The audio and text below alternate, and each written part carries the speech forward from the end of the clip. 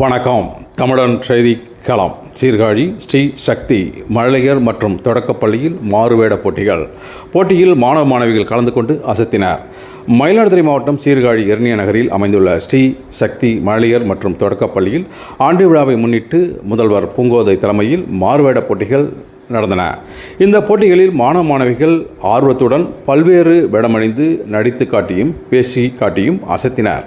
தொடர்ந்து போட்டிகளில் வெற்றி பெற்றவர்களுக்கு பள்ளி தாளாளர் சக்தி வீரன் பரிசுகளை வழங்கி பாராட்டினார். விழாவில் ஆசிரியர்கள், பெற்றோர்கள் கலந்து கொண்டனர்.